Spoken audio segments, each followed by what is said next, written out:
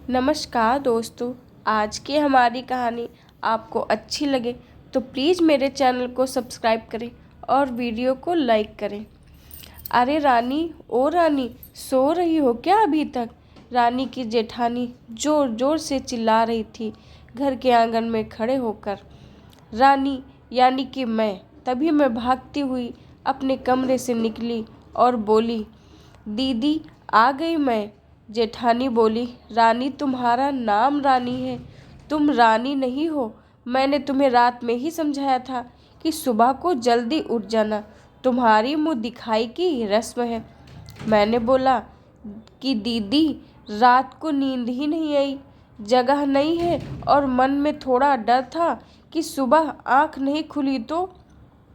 रजनी दीदी हंसती हुई बोली, रानी मेरी प्यारी देवरानी, जल्दी से घूंघट कर लो, अगर माँ जी आ गई तो हंगामा हो जाएगा।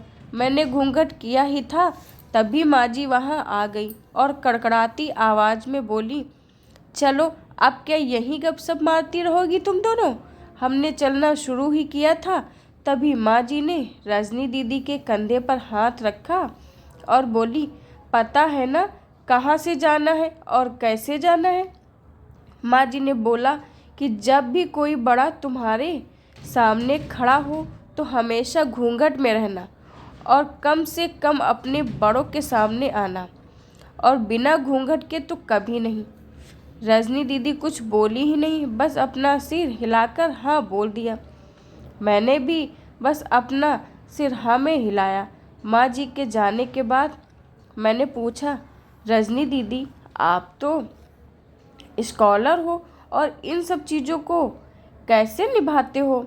रजनी दीदी मुस्कुराई और बोली कि मैं थारे जेठ जी से बहुत प्यार करती हूँ ना, इसलिए अभी तक चुपचाप सब चीज़ें निभा रही हूँ। मैं कुछ नहीं बोली और चुपचाप रजनी दीदी के साथ घर के बाहर वाले कमरे में जाकर बैठ गई। वहाँ पर एक पड़ोस की आंटी जी बैठी थी। वो बोली कि यह कैसी बहू आई है? ससुर जी सामने खड़े हैं और ये यहाँ बैठी है।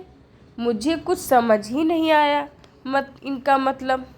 रजनी दीदी बोली कि आंटी जी अभी नई नई बहू है, यहाँ के रीत रिवाज सीखने में थोड़ा समय लगेगा। रजनी दीदी मुझे वहाँ से उठाकर मेरे कमरे में छोड़ गई। 6 महीने यूं ही छोटी छोटी चीज़ों में बीत गए। फिर एक दिन मैं राहुल के साथ साड़ी लेने गई। राहुल का फ़ोन आया और वो दुकान से बाहर बात करने चले गए। साड़ी की दुकान में मैं बेधड़क होकर साड़ियाँ देख रही थी। तभी साथ में बैठे हुए अंकल जी खांसे।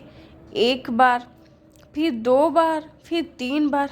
मैंने साड़ी वाले भैया से बोला कि भैया इन अंकल जी को पानी दे दो, बहुत खांसी हो रही है इन्हें। अंकल जी भड़क उठे और बोले, क्या बदतमीज़ लड़की है ये, कुछ शर्म लिहाज है या नहीं इसे? दुकान पर हंगामा देखकर राहुल बाहर से भागकर अंदर आए और अंदर आते ही अंकल जी के पैर छूकर बोले, मामा जी आप यहाँ? मैं घबरा के दुकान से बाहर निकल आई, एक लंबा घूंघट करके गाड़ी में बैठ गई। राहुल बाहर आया और गाड़ी में बैठकर गाड़ी बहुत तेज चलाने लगा। मैंने धीमी आवाज़ में बोला, गाड़ी बहुत तेज चला रहे हो, कहीं एक्सीडेंट न हो जाए। हम घर पहुँचे ही थे तभी माँ जी ज़ोर ज़ोर से चिल्लाती हुई बाहर आई, देखो आ गई ये रानी साहिबा, खानदान की इज्जत मिट्टी में मिलाकर। तभी रजनी दीदी आई और बोली, माँ जी मेरी शादी को 6 साल हो गए हैं, मैं अभी तक मामा जी को नहीं जानती, तो ये कैसे जानेगी? माँ जी जोर से चिल्लाई, देखो कैसे चपड़ चपड़ जबान चल रही है इस रजनी की। कभी राहुल सबकी बात काटते हुए बोले कि माँ ये दोनों सही बोल रही हैं, अगर ये हमेशा घूंघट करके रहती हैं तो ये मामा जी को कैसे पहचानेंगी?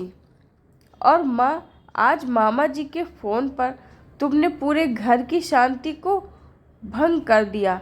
ये वो ही समाज है जिसने सीता मैया पर भी उंगली उठाई थी। पिताजी और जेठ जी ने भी अपना पक्ष राहुल के साथ ही रखा। माँ जी थोड़ी देर सोचने के बाद वापस रजनी दीदी और मेरे पास आईं और बोली कि तुम दोनों अपनी मर्यादा पता है।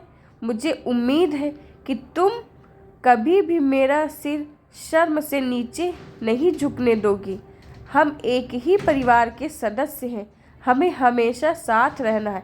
अच्छा वक्त हो या बुरा वक्त, हर वक्त सदस्य को अपनी मर्यादा पता है। माँ जी ने मुझे और रजनी दीदी को गले से लगा लिया। हमें पूरी उम्मीद है कि आपको हमारी आज की हिंदी कहानी घूंघट पसंद आएगी। आपको यह शॉर्ट हिंदी स्टोरी कैसी लगी, हमें कमेंट करके ज़रूर बताएं। धन्यवाद।